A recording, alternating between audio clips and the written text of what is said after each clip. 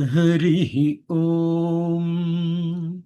Sadashivasamarambham Shankaracharya Madhyamam Asmadacharya Paryantam Vande Guru Paramparam Mukam Karoti Vachalam Pangum Langayate Girim Yadkrupatamaham Vande Paramananda Madhavam. Om. शिष्यात्म समर्पण. कार्पण्य दोषो उपहत स्वभावः पृच्छामि त्वां धर्म सम्मूढ़ चेताः यश्रेयस्यान्निश्चितं ब्रूहि तन्मे शिष्यस्तेऽहं शाधि मां त्वां प्रपन्नम्. Om.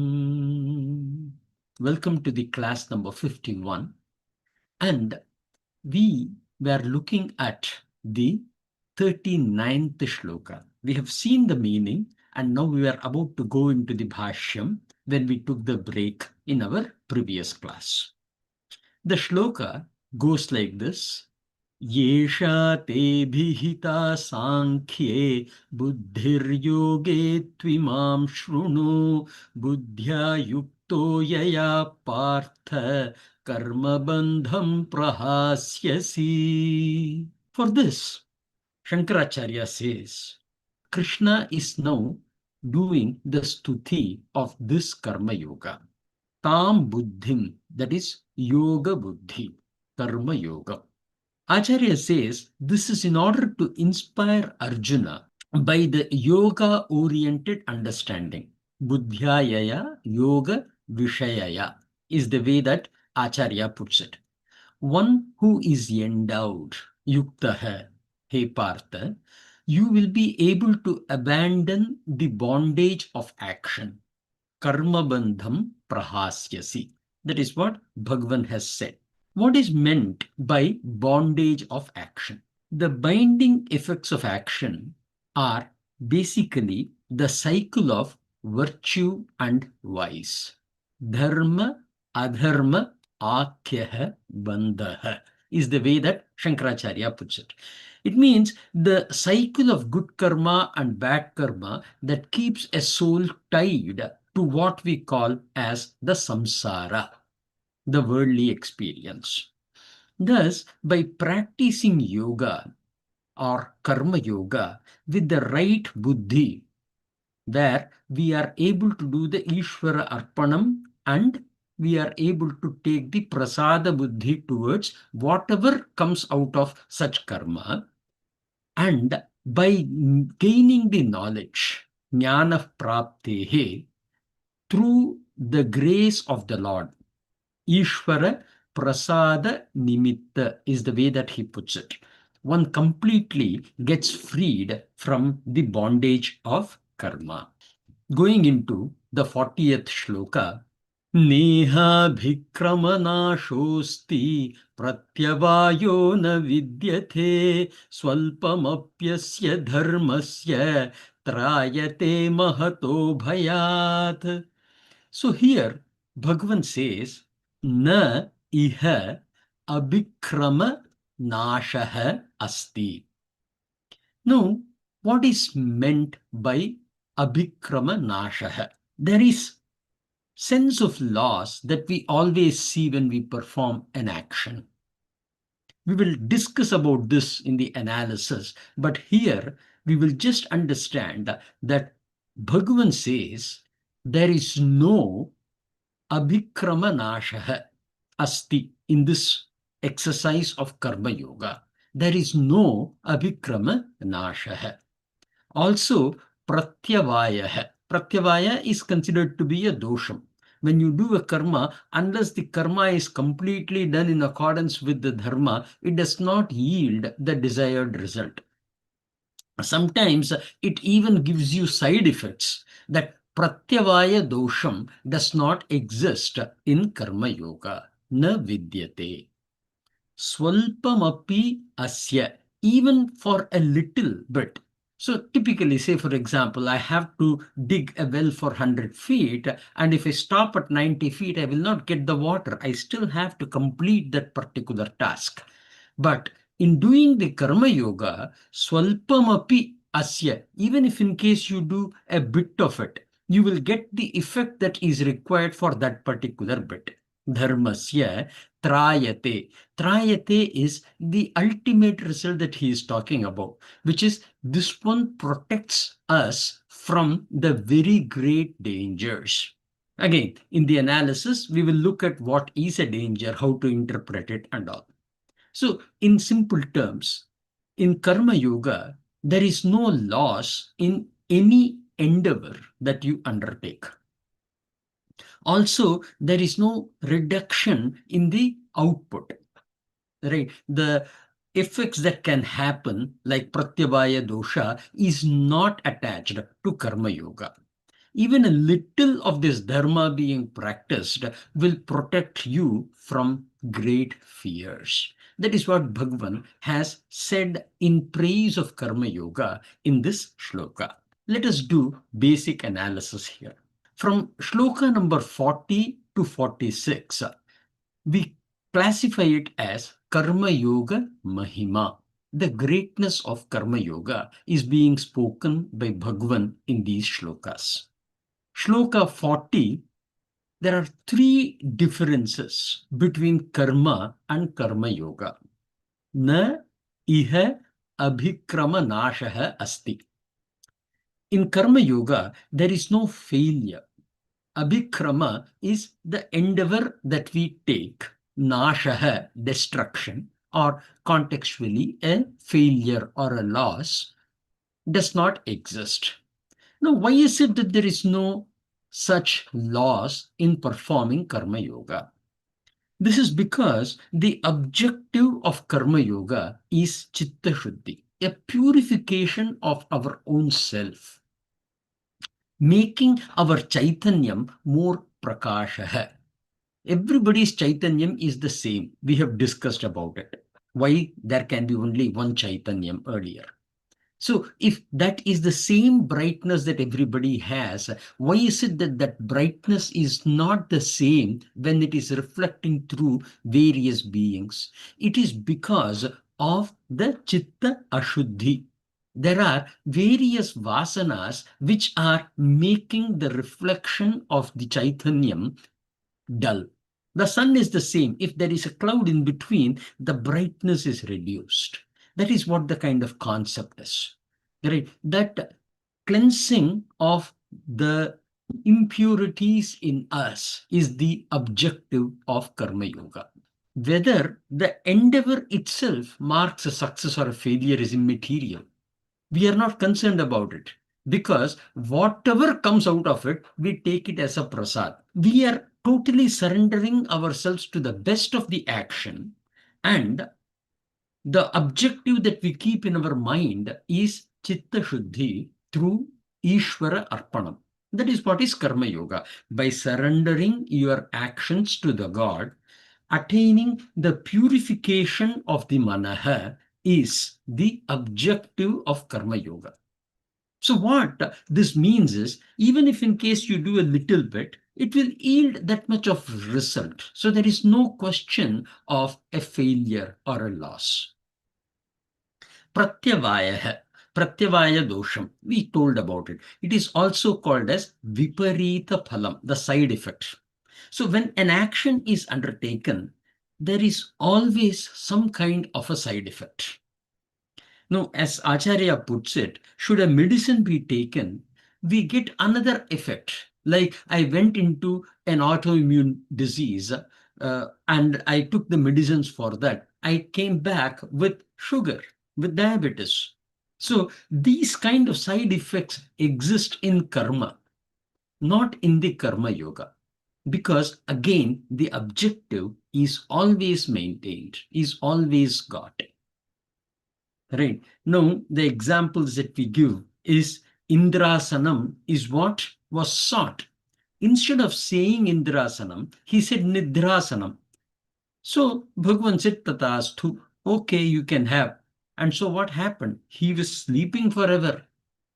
Of course, then he was given the break of 6 months of sleep and 6 months of being awake, brother of Ravana. Right? Kumbhakarna is a very famous character in that. Right? So that is the example of the Pratyavaya dosham. I made a mistake in terms of telling what I want, and that resulted in getting a very bad side effect. On the other hand, when we are looking at it from a karma yoga point of view, we speak about Kannappa Nayanar. This person is a hunter and he has no clue how to perform a puja, what is the tradition, etc. But he knew that he has to, when he saw the lingam, he just totally got the devotion into him and he did what he knew. He offered meat, he just used his mouth to carry the water and put the abhishek and so on and so forth. But his devotion has a highest position. So when you do it as a karma yoga, not expecting a result, it is your action in itself is considered to be complete. Swalpamapi asya dharmasya. Typically, karma must be performed completely for you to get the results. Karma yoga will render the benefit to the extent that you have performed the karma yoga. Say, for example, I am doing a karma. While doing the karma, I get I just get the sense of doing it as a karma yoga, and I try to do an activity, say, takes 100 hours. And of this 100 hours, 20 hours only I was able to do that action as a karma yoga. Other than that, I was driven by things. That 20% of effect of karma yoga you will be getting. Right? That is the biggest of the value that you gain by doing your action as karma yoga. The difficulties in karma can then be put as it must be completely performed. It must be done properly. Even after all these things, it may or may not bring the desired results, or sometimes even some adverse results. In terms of karma yoga, the results are trayate mahato bhayat. One is protected from the greatest of the fears. So what is meant by greatest of the fears? The first thing that we speak about is samsara bhayam, the fear of death. The second one that we speak of is dukkha bhayam, of suffering some kind of a pain or a sorrow. It can also be applied to the 3 types of challenges that karma brings.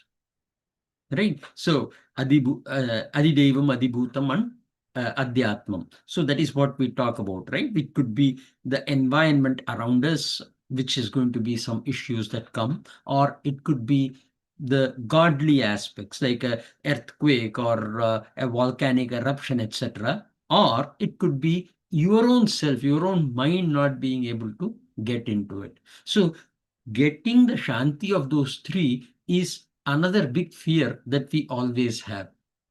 The mahato bhayat is that which we can say as it protects you from all the kinds of fears a karma can bring into you. Karma yoga, we say that the phalam accumulates. Every small act done with the right intention, which is Īśvara Arpaṇam buddhi and Prasāda buddhi, refines the mind permanently. It is not like I have refined it and I have stopped doing karma yoga, which is absolutely fine. And I realize it and I start doing it. It is not that the cleansing that I had done will be negated. This is again based on the Shraddha that we carry, that there is no zeroing out, right? It is continuous and it always accumulates. This is another one that we call as the phalam of doing the karma yoga. The words that Bhagavan has used is trayate, which is protects, mahato bhayat. Bhayam is fear. Mahat is the big one. Now, fear is very natural. as a human being, as an animal, or anything you take, the fear is very, very natural. Let us say that you start a business. Then there is always a fear of loss, which is financial in nature. Fear of a failure, it could be ego. How is it that I can fail? Or uncertainty, it is psychological. Or my actions being judged by others, right? That is social. So all these are very natural fear that comes into us. Bhagavan's emphasis is not don't feel the fear. It is not that you will be free of fear. Become free of being ruled by the fear. That is what it means. When we go to chapter 16, we have a very deep study on the term fear itself. We even say the problem is not fear. In fact, fear is there to protect you. The fear of having a fear is what we call as fear of fears, which is what we need to overcome, which is what brings down our capability. That fear of fear is the Mahato Bhaya. Trayate, protects, rescues or delivers, etc. Other meaning, but typically taken as protects. Now, this is not a magical or a divine intervention that will come and protect you from some kind of a problem that you may face. It means it will protect you by transforming the inner mechanism that generates fear by altering the basis of identity and the relationship that we have developed towards the results. When we talk about the tradition, we speak about transactional and existential fears. The Mahato Bhayam is the existential fear. When that inner existential fear is gone, the transactional fear becomes manageable, as in it gets under your control. It means the fear which was weakening your actions will become opportunities for you to perform better in your actions. The same fear will become an asset for you rather than the liability that it is today for us. That is what is meant by protecting. It protects by transforming the transactional fears from being a liability in you and making it as a very valued asset. How does Karma Yoga protect us from fear? The first thing that it will happen is because we are doing the Īśvara Arpaṇam Buddhi, in chapter 11, Bhagavan will say, Nimitta matram bhava savyasachan. You are merely an instrument. You are basically executing something on behalf of God. That is the sense that comes into you. So the ownership gets shifted. The purpose is the next one where the shifting takes place. Instead of being greedy about the results, I shouldn't use the term greedy because it is not necessarily greedy. It may be even practical. So instead of attaching oneself to the fruits of the action, our purpose becomes chitta shuddhi. In our tradition, we say kshetra paripalanam, from kshetra rakshanam. What do? I take this house and I say that this is my house and I try to protect everything in it. That is called as rakshanam. We are having that concept that I have to protect things.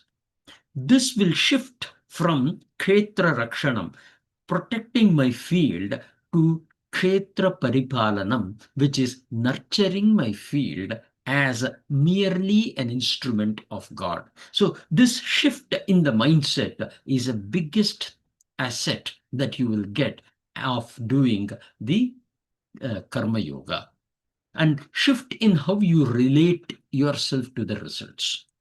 Typically, success comes with joy, failure comes with sorrow. We have this positive and negative feeling towards the positive and negative results. The Prasāda Buddhi, taking it as something that the God has given, and we accept it as something that has been given to me because Bhagavan thought that that is the best for me. That attitude change will be the other shift that happens in you. And all these shift in the attitude are the biggest of the form of protection from fear that Bhagavan gives as a prasad for Karma Yoga. As I earlier said, there are some traditions which speak of three kinds of Shanti, which is Adhidevikam, Adhibhautikam, and Adhyatmakam. Going into the Bhashyam, Shankaracharya says that in this path of Karma Yoga, Moksha Marge Karma Yoge is the word that he is using, which is the path to the liberation. There is no destruction of effort. That is, the initial effort, Abhikramanam, Prarambha is the way that Shankaracharya has put. You put in is never wasted. Unlike in agriculture or other worldly activities, right? That is the example that Acharya gives here, where efforts can fail and be lost. In Krishi, that is the agriculture, that is what is the example that Shankaracharya has given. In Karma Yoga, even a small beginning guarantees benefit. Meaning there is no uncertainty about getting some positive result. Moreover, there is also no harm, na api pratyavayah, unlike in medicine. Right? So in medicine, there is always a side effect.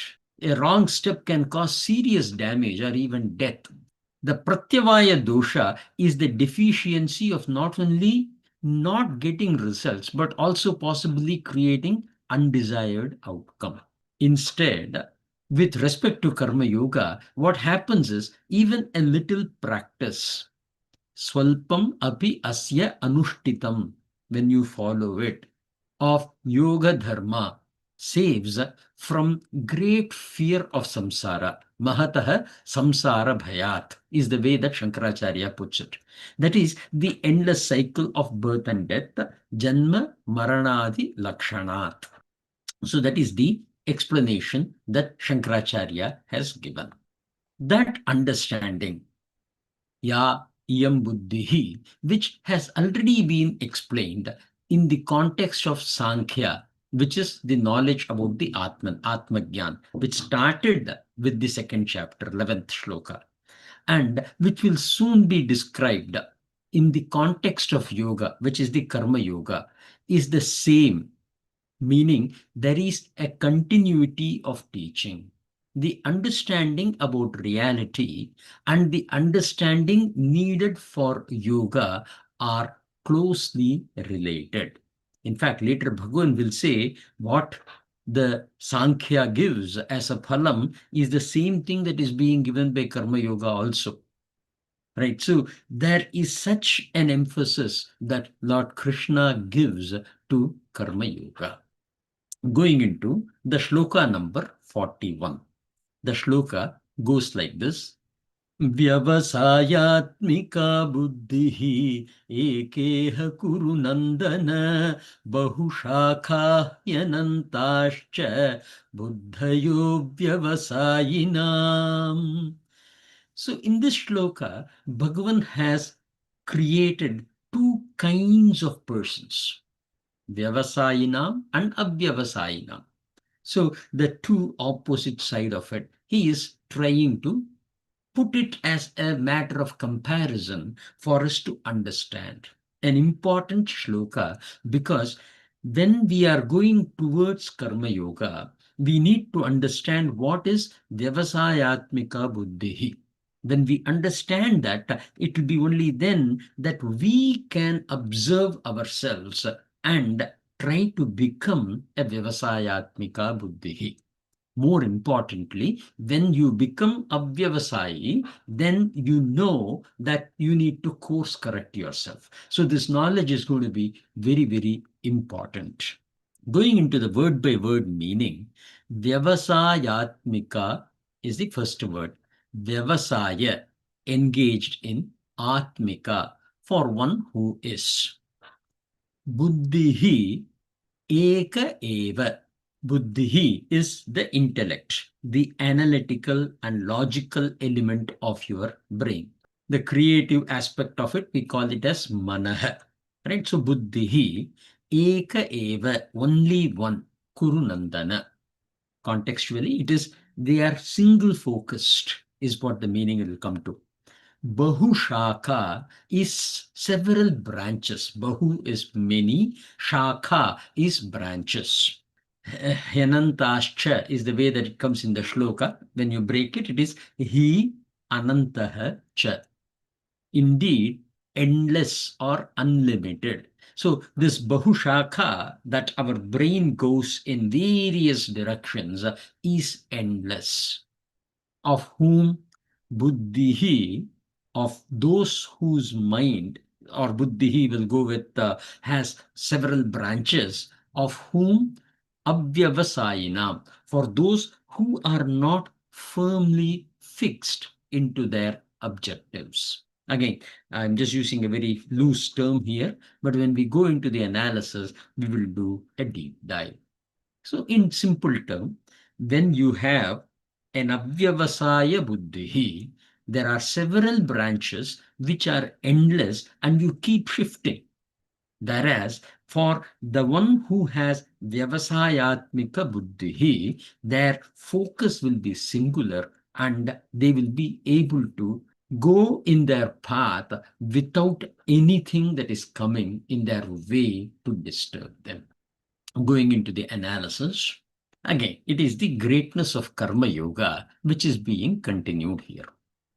In the previous shloka, Bhagavan spoke about the greatness of Karma Yoga.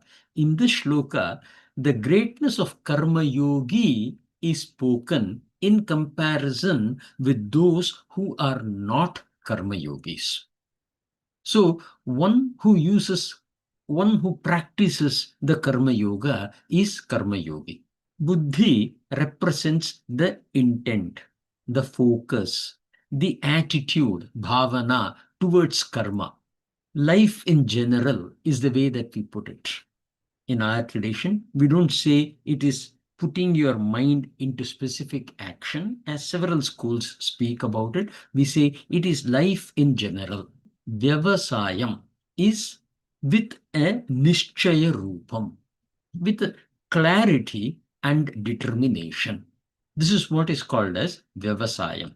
In Tamil, the term vyavasayam represents agriculture. That is not the context that is used here. Vyavasayam is with an absolute certainty about what you are to do. A clear determination to say that I will commit myself into that action. Atmikam Īśvarupam. Right? So one who has the nishchaya swabhavam. What is it? What does it mean? It means there will be no doubts in the mind of those who practice the life of Karma Yoga. If we elaborate this one, we can call it as having a clarity of thought on the sadhyam and the sadhana. Sadhyam is that which I want to achieve, and sadhana is the means that is used to achieve it.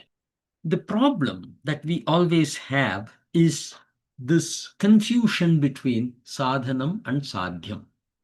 When we talk of bahushaka, we are talking in terms of their sadhana, which is the means to attain their end, is also many, and they are not committed, right? They start with something, they jump into something else, kind of a stuff. That is what happens when it comes to effort. And the worst of it is sadhyam is also many. So they do not set their sadhyam and they continue to commit into various things and they entangle their life, which becomes the problem for them. For the Vyavasayatmika Buddhi, the clarity will always be there. Here, Bhagavan uses the word Ekeha Kurunandana. Eka eva, like one. Here the emphasis is the focus. In tradition, we speak of oneness towards the objective, the self, and the action. That commitment to the action is driven by self-determination.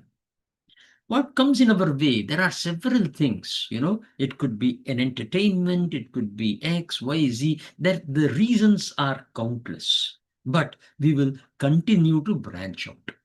But when you are in the path of Karma Yoga, you are committed. If I slip, I will come back, as it was asked by Ravi Bhaiya in the last class, I think, where the question was, I do want to, but I'm not able to. There are certain situations, and it is very true. It will happen, forget in today's world. It could have happened even at the time of Treta Yuga where Rama was there, or Dwapara Yuga when Krishna was there. Challenges will come in the middle at all times. But our focus is not going to say that no challenges will come, I will ignore everything and be committed. No. Accepting the challenges, but being committed to your objective. That is what is meant by Eka Eva, where my objective, just because some hurdle has come in the way, will not stop me from going towards that objective. That is what is the emphasis that we in our tradition give for Eka Eva, Ekeha Kurunandana. As I said, this is an important word here. The emphasis is no separation between the self, the action, and the clarity towards the objective. So long as I want to achieve an objective through the means, so what we typically think that, hey, I have to achieve this profit. In order to achieve this profit, I have to work on this. So in this thought, we have already divided the action that needs to be performed, and the objective that I need to achieve. The Buddhi can always separate. Yes, Buddhi has to separate, and that is the job of the Buddhi. But in my soul, in myself, this division is gone. My action is me and my objective is me. There is an absolute oneness that happens. That bringing oneness is yoga. Acharya uses the term Shreya Marge, in the path that brings goodness. Right? Where is that oneness? What is it that we are trying to achieve towards? That is in bringing the goodness, Shreya Marge. Now, there are several traditions that attach this to moksha as the sadhyam, the objective. In our tradition, we do not prescribe to such guidance.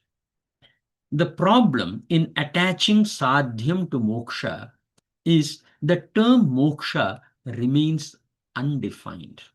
In our tradition, we say moksha is the realization that ignorance has clouded the self and self cannot be reached through actions. In tradition that we give as an example is 10 people are crossing the river and the guru says, hey, see if all the 10 have come.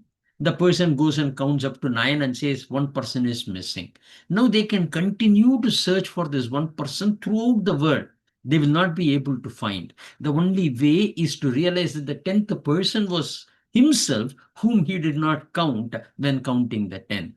That aspect of oneness is what we talk about when we are speaking about this Vyavasayatmika Buddhi. Moksha, if in case you make it as sadhana sadhya vishaya, means putting an effort to achieve it, then in our tradition we say, or we put our counter argument to say that that is not possible. Through a sadhana, you cannot achieve a sadhyam called as moksha. For that, it has to be the realization. Jnanat evatu kaivalyam. That is the way that we come about it. This we apply it in the Karma Yoga principle as well. When I am performing towards an objective, I remain without any split. And that is what we in our tradition emphasize as an important aspect in this shloka. What are the issues of the karmi, which is going into the second line? Bahushaka hyanantascha buddhayo avyavasayina. Right? Bahu is several, Shakha is branches, he is certainly, Anantaha is endless. The use of several and endless must be attributed to Bahu and Anantaha. That is the key, that is something that has to wake our consciousness. So it brings two meanings. One holds several objectives, and such objectives could be endless, as in an objective that cannot be achieved.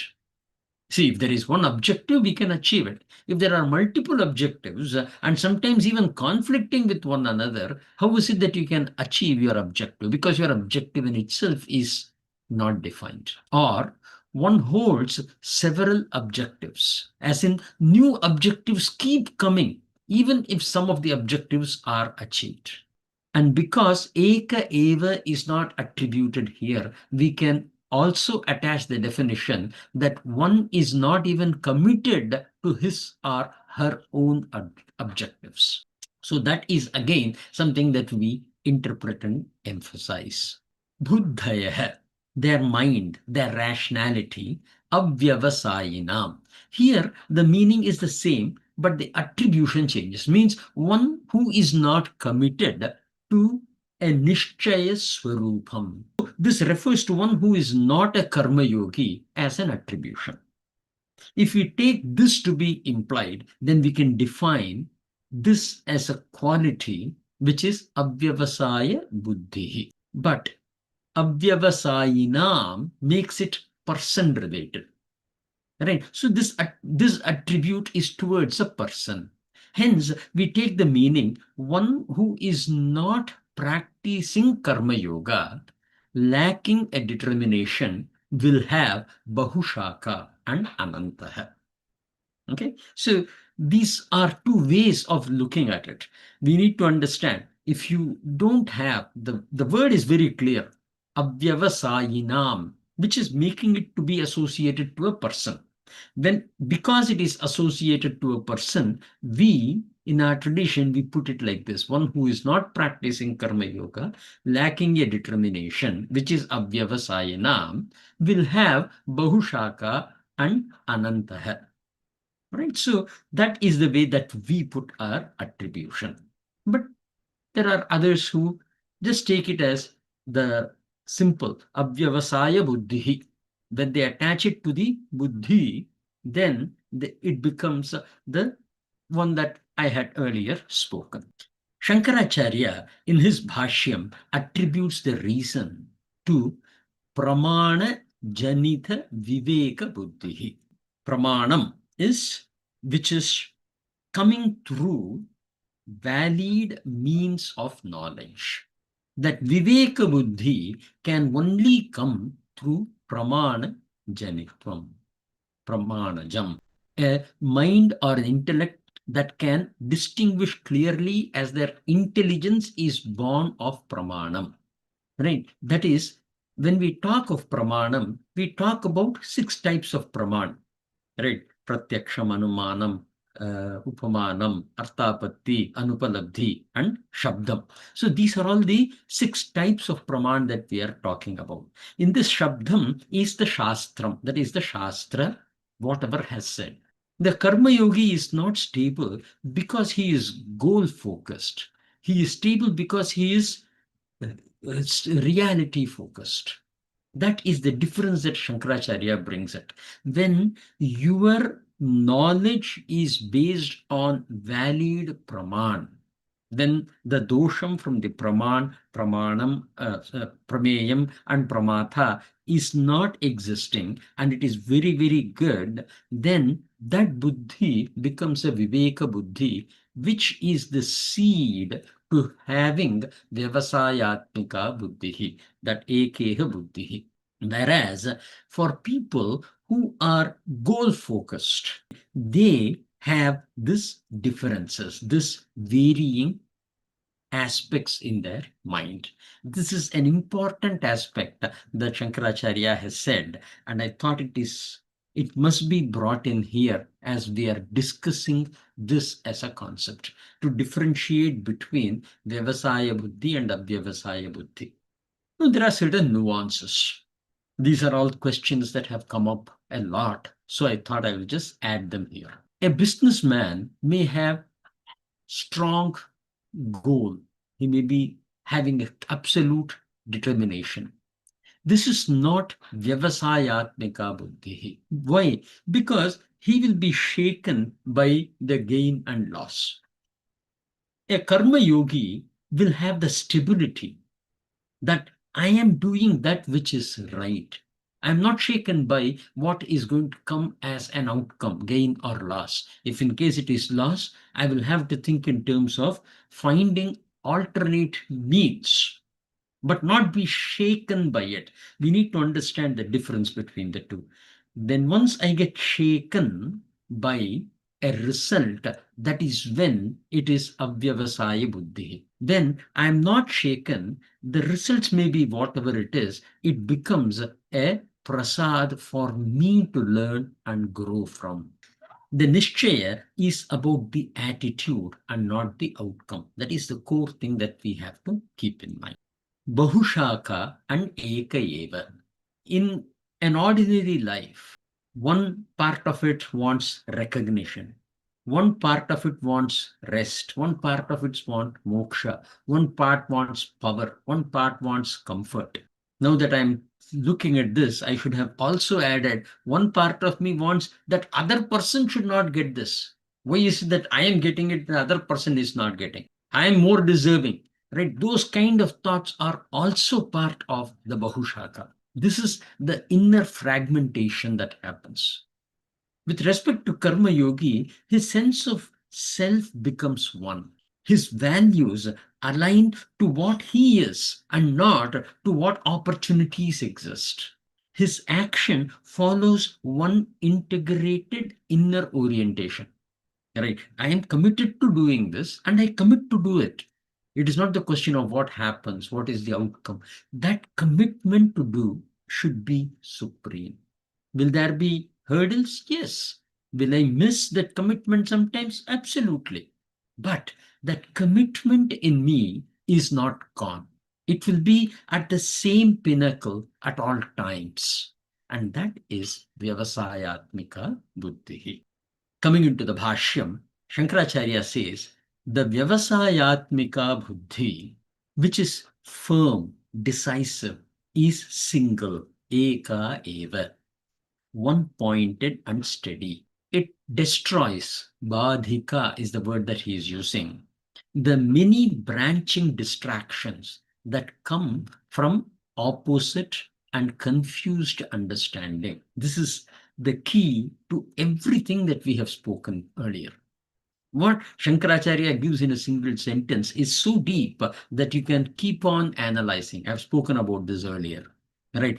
And everything that we have spoken earlier is based on this single line. It destroys, badhika, the many branching distractions that come from opposite or confused understanding, because that knowledge of a person who has a Vyavasayatmika Buddhi comes from Samyak Pramana Janitam, through a well-born, knowledge-based, which is authentic knowledge-based aspect. That is what is very, very important. On the path of liberation, Shreyaha Marge, O Arjuna, such a single-pointed Buddhi is essential. Very beautifully put by Acharya. And this can have an unlimited extent of analysis that one can do. The bottom line that we need to carry in our mind is, when I keep shifting, I'm not in Karma Yoga. When I get this unified, then I am in Karma Yoga. When I am shifting, the results are affecting me. When I am in Karma Yoga, the results do not affect me. It is through cause and effect that we can understand ourselves. But last but not the least, right? We often say, this is the gospel, right? This is absolute truth. Is it truth or is it belief? It can be absolutely fine. We can have belief where, say, for example, Veda says there is Svargaloka. I think Bible also says there is heaven. In Islam, they say there is Jannat. None of us have the direct Pratyaksha Anubhavam. We base it on the Shraddha that we carry towards it. But there are some advices. Matridevo Bhava. Now, I have to analyze this to have a clear understanding. That is why the Samyak is used. Now, Pramanam, here I'm using this Veda. Right? And I'm saying that Veda has said Matridevo Bhava, so I take it up. Now, am I going to take it up as a blind faith, or am I going to have a Samyak Drishti, right? A well-rooted understanding. That is the call that we have to make. If your rooted understanding is not bringing Shreya, then your rooted understanding is wrong, not the Shastra, no matter which Shastra it is. I might have read Chandogya Upanishad, and I might have read Brihadaranyaka Upanishad, or I might have read some Brahmana, right? Shatapatha Brahmana, etc. It can be anything that I have read. And what it has said, if it leads me to Eka Eva Buddhihi, Vyavasayatmika Buddhihi, then it is a Samyak Pramana Janitam. It is a good Praman, and it has taken a good birth.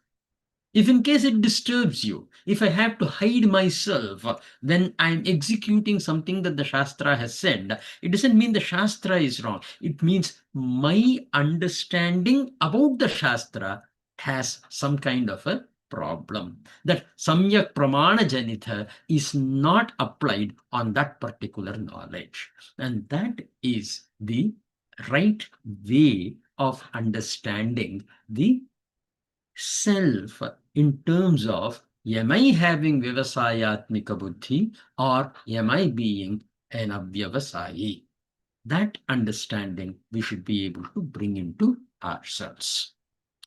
On the other hand, those other types of mind, because of branching and endless division, Shakha, Veda, Prachara, Vashat, because Shakha Veda Pracharam. It is because of the way that we have understood with lots of divisions, not Samyak Pramana Janitam. Only that can create such divisions, Shakha Veda Prachara Vashat. Because we are in the control of such divisive way of understanding. Anantaha Aparaha Anuparataha Sansaraha. A life of constant and limitless worldly wandering, which is samsara, where birth and death and birth and death and so on. Worldly life keeps expanding. Nitya Prathatha Vistirnaha Bhavati. However, if discriminative knowledge arises, which is Pramana Janita Viveka Buddhi, then even in such many branched minds, samsara comes to a halt. The core that he is trying to emphasize is the Pramana Janita Viveka Buddhi. Have a clarity in terms of your understanding. We jump a lot into conclusions. When you jump into conclusions, the conclusions will jump back on you. That is what is going to happen. It is very important to have the clarity, and that clarity can only come when we have a good sense of understanding of what we have gained.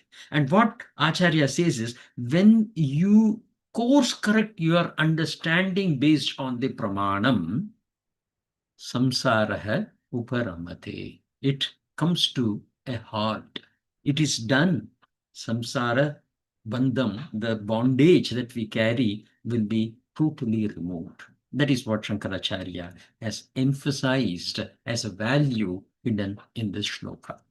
A very important shloka. And of course, if there are questions even at a later point in time or something, feel free to reach out and we can definitely discuss about it. Being able to understand the Shastra, now having got the right understanding of the Shastra, that you have to determine whether it is right understanding or wrong understanding or mixed understanding, how to get to it. Living into that particular Shastra, committing yourself into that particular Shastra is a beautiful way to develop this Vyavasayatmika Buddhi. That is the bottom line in this particular bhashyam. A very important value for all of us. Thus, those scattered intellects are called Bahushakha, whose branches are many. By each branch's division, Pratishakha Bedhena is the way that he puts it. The mind becomes infinitely scattered. Anantaha Buddhayaha. And this scattered, confused state belongs to those who lack a firm, decisive buddhi, abhyavasayinam, who do not have the understanding based on true knowledge. So as you can see, even Shankaracharya has gone into emphasizing this value at such length. And this is one of the reasons why we call this shloka to be an important value for most of us. And we have to, learn it by observing it on ourselves and reflecting the understanding on a dependable guru. Once you have that, at the end of the day, the dependable guru is like a mirror.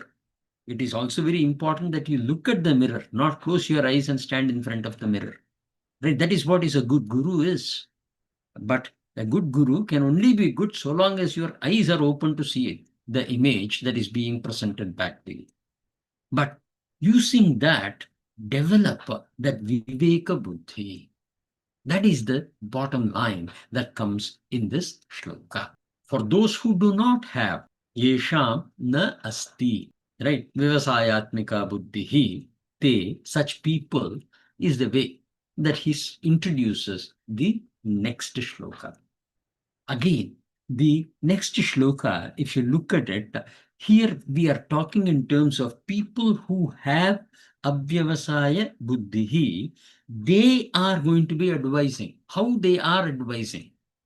What are all the things that you receive as a pravachan, which you should be taking it with a grain of salt or something, pinch of salt or whatever that is said, with a clarity in your mind where you become the guide into yourself using the words of the right guru, right shastra, and right pramana is what we are going to talk about. But in this shloka, Bhagavan will speak about such avyavasaya buddhi. Not only they go in the wrong direction, they will also mislead the society in the wrong direction. So that is what he is going to be speaking about in the 42nd shloka. And we will continue on this in our next class.